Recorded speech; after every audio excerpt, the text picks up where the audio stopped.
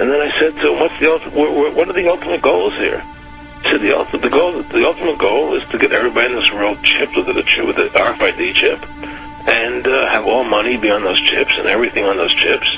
And if anybody wants to protest what we do or violate what we want, we just turn off their chip.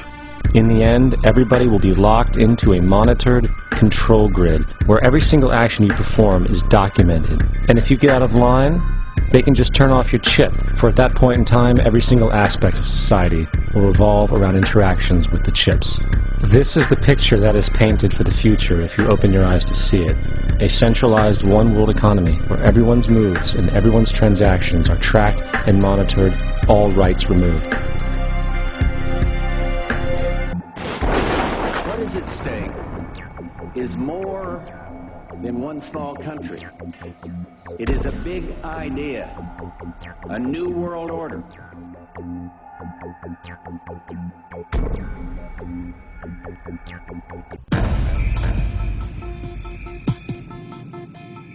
Okay, let's do it. On the back of the dollar bill, you'll see the symbol on the left-hand side of the bill, which is Annuit Coeptus, which means our enterprise is now a success, or our enterprise is crowned with success. Annuit Coeptus. So you're saying, fine, so you have an enterprise and it's now crowned with success. What enterprise are you talking about? Novas ordo seclorum. Novas is novus, meaning new. Ordo is order, and seclorum is where we get the word secular, meaning the world. So it's new order of the world, the new world order. George Bush's new world order is now a success.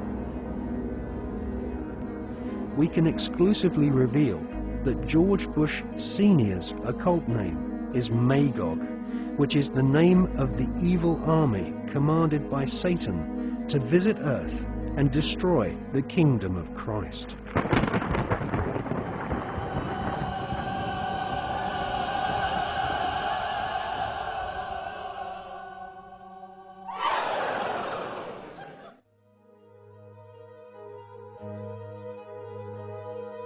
The American Ivy League colleges each have their own branches of the Skull and Bones Brotherhood of Death, indoctrinating the children of America's elite families who go on to become the captains of industry, banking, law, military, and the media.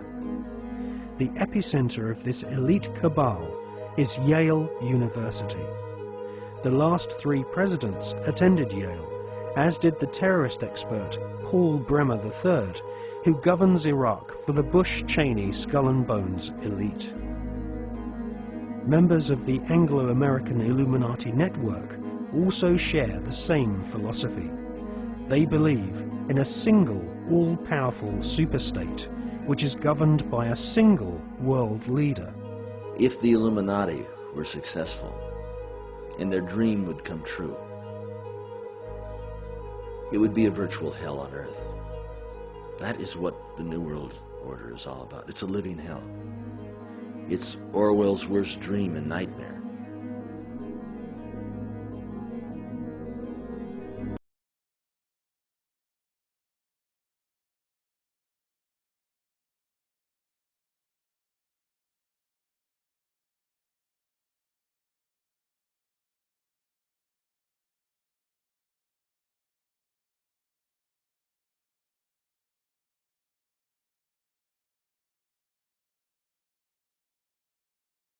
The Fema plans to imprison American citizens have generated a lot of interest around the country in locating the potential prison camps throughout the country, or facilities that have other uses but which could be quickly used to detain large numbers of people, such as this Amtrak facility in Beech Grove, Indiana.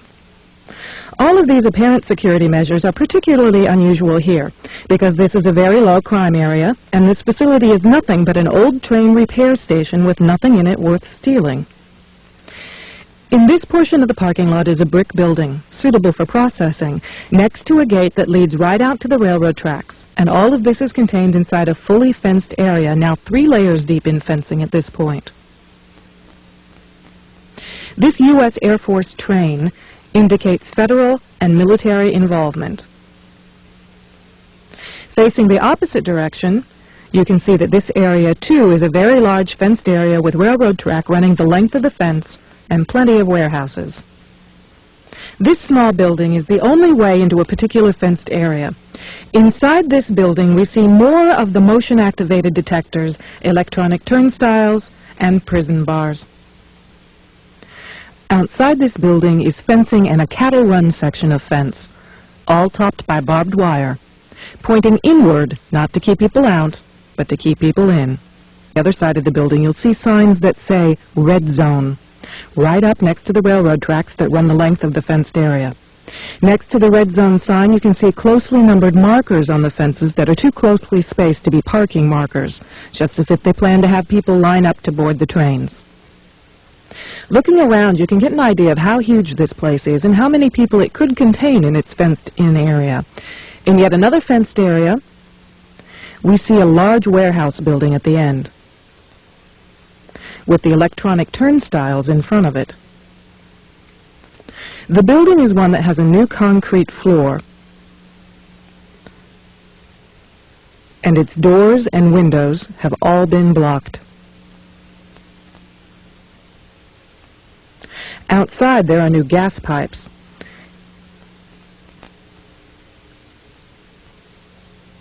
Even as we were filming, a black helicopter flew over us, observing what we were doing, which has happened many times when we have been at the facility.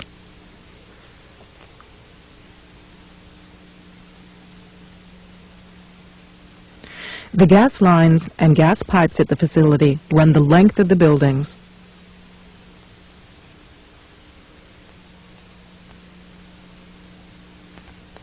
And come out at some very, very large, brand new furnaces that have been installed at the buildings throughout the facility. Consider that in a few years, perhaps a few months or days, thou will become rottenness and worms. All must come to an end, and if when you die your soul is lost, all is lost for you. St. Bernard says, "Look on the sins of youth and blush. Look on the sins of manhood and weep. Look on the present disorders of thy life and tremble and amend. Behold the graves of the dead, and say to yourself, if these could live again, what would they not do for eternal life? And I who have time, what do I do for my soul?" In the world, those only are esteemed happy who enjoy the goods, the pleasures, the riches, and the pomps of this world. But death puts an end to all these joys of earth. For what is your life? It is a vapor which appeareth for a little while, James 4:15. Behold that man, courted today, feared and almost worshipped. Tomorrow when he is dead, he will be despised, reviled, and trampled upon. When death comes, we must leave all. When the body is laid in the grave, the flesh falls off, and behold, his skeleton can no longer be distinguished from the other skeletons. Go to the grave, says St. Basil, and see if you can there discover who has been servant and who has been master. On this earth men are born unequal, but after death all become equal. That which has happened to your forefathers will happen also to you. They have inhabited your home.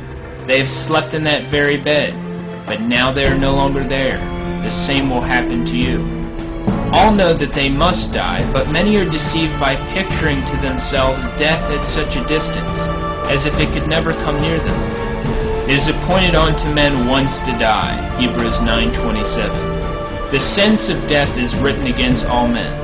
Death alone is certain, says St. Augustine. All other goods or evils are uncertain. It is uncertain whether the newborn infant will be poor or rich, whether it will have good or bad health, whether it will die young or old. All is uncertain, but it is certain that it shall die. If then you should live all the days you reckon upon, still a day must come, and of that day an hour which will be the last for you. Who is the man who shall live and not see death? There has never been a man so mad as to flatter himself that he should never die. That which has happened to your ancestors will happen also to you. Of all those who at the beginning of the last century lived in your country, behold, not one is living. Even the princes and monarchs of the earth have changed their abode. Nothing remains of them but a marble mausoleum with a grand inscription, which now only serves to teach us that all that is left of the great ones of this world is a little dust enclosed in a tomb. It is appointed, it is then certain that we are all condemned to death, and every step we take brings us nearer to death. As your name has been one day registered in the book of baptism, so will one day be registered in the book of death. As you now speak of your forefathers, the blessed memory of my father, of my uncle, of my brother, so will your successors also say of you. As you have heard the bell toll for others, so will others hear it toll for you.